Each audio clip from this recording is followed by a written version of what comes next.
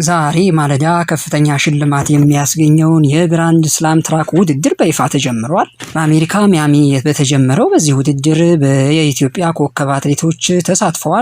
አትሌት ጽጌ ገብረሰላማ፣ መዲና ይሳ፣ ሂሩት መሸሻና አይን አዲስ መብራቱ እንዲሁም በወንዶች ሀጎስ ገብረ ህይወት በተሳተፈበት በዚህ ታላቅ ውድድር አሁን የተሰሙ መረጃዎች አሉ። አብራችሁን ስትቆዩ የምትሰሙት ጉዳይ ነው። በሌላ መረጃ የ2025 የዳይመንድ ሊግ የሁለተኛ ከተማ ውድድር በቻይና ሻንጋይ ሊጀመር ጥቂት ሰዓታት ቀርተውታል። በዚህ ውድድርም ኮከቧ አትሌታችን ጽጌ ድጉማን ጨምሮ የኦሎምፒክ የብር ሜዳሊያ አሸናፊው በሪሁ አረጋዊና ጌትነት ዋለ ተሳትፈዋል።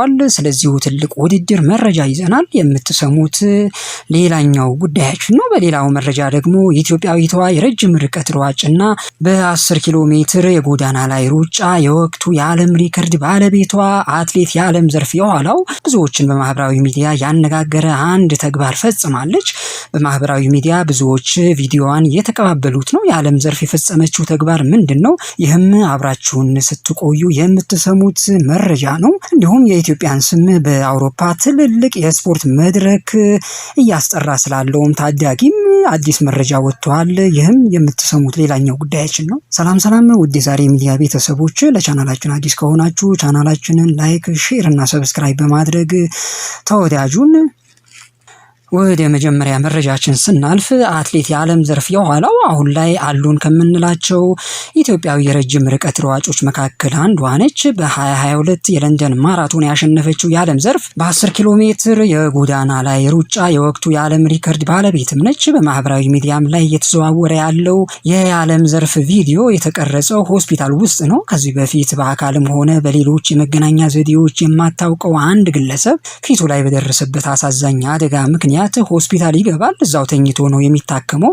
ታዲያ አሳዛኝ ህመሙና የፊቱ ገጽታ የሚያሳዩ ፎቶዎችን በማህበራዊ ሚዲያ ይለቀቃል።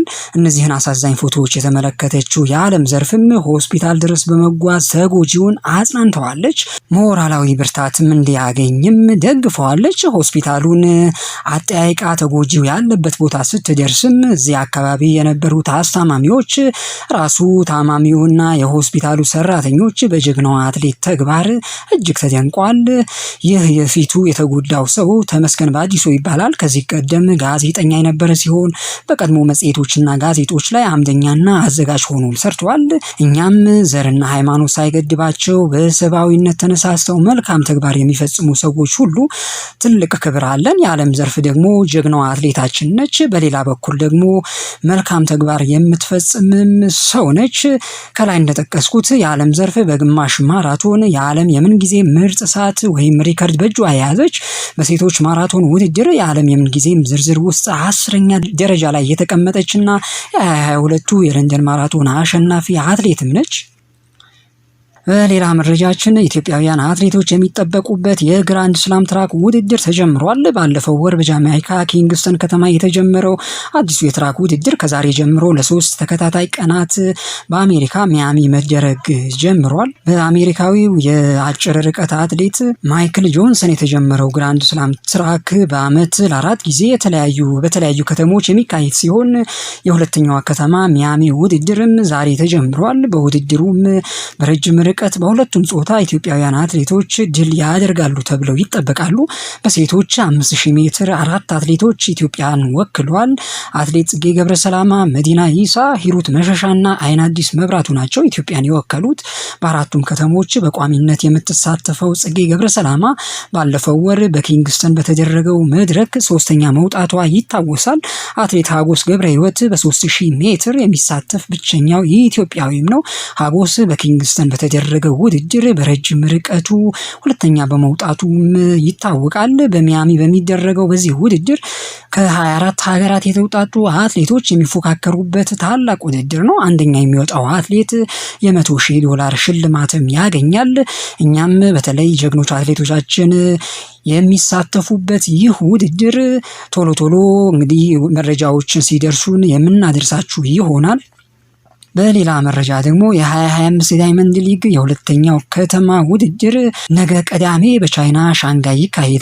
በ5000 ሜትር በወንዶች በሪሁ አረጋዊ ለማሸነፍ ከፍተኛ ግምት ያገኘ አትሌት ነው። የ2021 እና የባለፈው ዓመት ዳይመንድ ሊግ የርቀቱ አሸናፊ በሪሁ የዚህ ዓመቱን ውድድር ነገ ሲከፈት በአሸናፊነት ቅድመ ግምትም አግኝቷል። ከፓሪስ ኦሎምፒክ የ10000 ሜትር የብር ሜዳሊያ አሸናፊው በሪሁ አረጋዊ በተጨማሪም ጌትነት ዋለ፣ መዝገቡ ስሜ፣ ኩማ ግርማና አትክልቲ ኪዳን እንደሚሳተፉ ይፋ ተደርጓል። የሴቶች 800 ሜትር ሌላው ኢትዮጵያውያን ለአሸናፊነት የሚጠበቁበት ውድድር ነው። ጽጌ ድጉማ የማሸነፍ ቀዳሚዋን ግምት አግኝታለች። የዓለም የቤት ውስጥ ውድድር አሸናፊዋና የፓሪስ ኦሎምፒክ የርቀቱ የብር ሜዳሊያ ባለድሏ ጽጌ ከንግስት ጌታቸው፣ ሳሮን በርሄና የርቀቱ ባለ ልምድ ሀብታም አለሙ ጋር በመተጋገዝ ሻንጋይ ላይ እንደሚያሸንፉ ይጠበቃል። ቤኒናዊቷ ኑዋሪ አሪጎ፣ ኡጋንዳዊቷ ሃሊማህና እንዲሁም አውስትራሊያዊቷ ሳራህ ኢትዮጵያውያን ዋነኛ ተፎካካሪዎች እንደሚሆኑም ይጠበቃል። በ3000 መሰናክል ሌላው የሚጠበቀው ውድድር ነው። ዚመን ላይ ያሸነፈው ሳሙኤል ፍሬው ለሌላ ድል ነገ ሻንጋይ ላይ ይሮጣል። የወቅቱ የዓለም ቁጥር 1 ሳሙኤል ነገ ካሸነፈ መሪነቱን ያሰፋል። ሳሙኤል ድጉና ኃይለማርያም አማረ እንዲሁም ደግሞ አብርሃም ስሜ ሌሎች በርቀቱ የሚፎካከሩ አትሌቶች ናቸው። የኦሎምፒክና የዓለም ሻምፒዮናው ሶፊያን ኤል ባካሊ ሻንጋይ ላይ ለማሸነፍ የሚጠበቅ አትሌት ነው። ዚመን ላይ በሳሙኤል ፍሬው የተበለጠው ኤል ባካሊ ነገ ወደ ድል ለመመለስ ከፍተኛ ትግል እንደሚያደርግ አስቀድሞ አስታውቋል። ዚመን ላይ 3ኛና 4ኛ ሆነው የጨረሱት ኬንያውያኑም በዚህ ውድድር ለማሸነፍ ቀላል ግምት አልተሰጣቸውም።